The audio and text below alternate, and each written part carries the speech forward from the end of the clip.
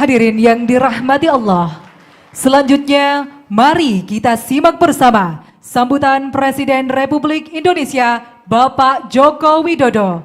Dilanjutkan dengan pemukulan beduk sebagai tanda peresmian pembukaan Muktamar Sufi Internasional tahun 2023.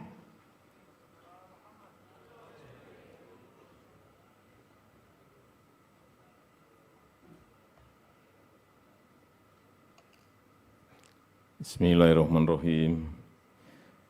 Assalamualaikum warahmatullahi wabarakatuh. Yang saya hormati, yang saya muliakan, Rois Am Catman, pimpinan BOD, Sufi Assembly dan pelindung Multaqo Sufi Internasional, guru saya, As-Sayyid Dr. Al-Habib Muhammad Lutfi Ali bin Hasim bin Yahya,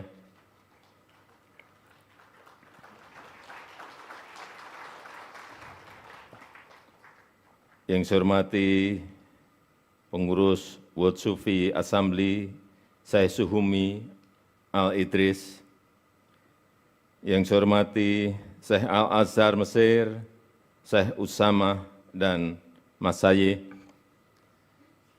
yang saya hormati para masyayikh, habaib, muridin, muhibin, yang mulia para duta besar negara-negara sahabat, peserta Multaqo, yang saya hormati Ketua Umum Multaqo Sufi Internasional Bapak Haji Prabowo Subianto, yang saya hormati para Menteri Kabinet Indonesia Maju, yang saya hormati Gubernur Jawa Tengah, beserta Ibu Panglima TNI, Kapolri, dan seluruh jajaran, para pengasuh pondok pesantren yang saya hormati, yang saya hormati para peserta Multaqo Sufi Al-Alami, hadirin dan undangan yang berbahagia. Puji dan syukur kita panjatkan kehadirat Allah SWT karena berkat bimbingan dan pertolongannya, kita alhamdulillah mampu melewati pandemi dan terus tumbuh positif ekonomi kita. Dan berangsur-angsur dapat beraktivitas dan kembali pulih. Ini perlu terus saya ingatkan, karena kita ingat saat pandemi, kita keluar rumah saja sulit, mau pergi antar kota saja sulit. Saya sendiri saat itu membayangkan kapan pandemi selesai saja dari kalkulasi tidak bisa dihitung. Hanya kepasrahan kita kepada Allah Subhanahu wa Ta'ala yang membesarkan hati kita semuanya. Ngeri, pandeminya belum jelas kapan rampungnya, ekonomi selalu tiap hari kelihatan turun terus-menerus. Itulah saya kira yang juga menjadi cobaan semua negara, tidak hanya Indonesia. Oleh sebab itu, dalam kesempatan yang mulia ini, saya ingin mengucapkan terima kasih kepada para ulama, para tokoh agama, yang terus-menerus membimbing dan mendoakan keselamatan, kesejahteraan, dan kemajuan Indonesia. Dan terima kasih karena telah mengajarkan, senantiasa mengajarkan kerukunan, kedamaian, keharmonisan, toleransi di tengah keberagaman kita, dan persatuan di tengah perbedaan-perbedaan yang kita miliki. Peserta muktamar yang saya hormati, kita harus terus saling mengingatkan tentang adanya perbedaan-perbedaan, tentang adanya keberagaman. Tapi keberagaman yang harus dilanjutkan dengan toleransi dalam menghadapi perbedaan-perbedaan yang ada. Sikap moderat dan saling berinteraksi akan memungkinkan kita untuk bersatu dalam keberagaman. Unity and diversity. Sebagai negara berpenduduk majemuk Unity in Diversity adalah semangat bangsa Indonesia dengan 270 juta penduduk yang beragam etnis, beragam agama. Alhamdulillah kita terus kokoh bersatu.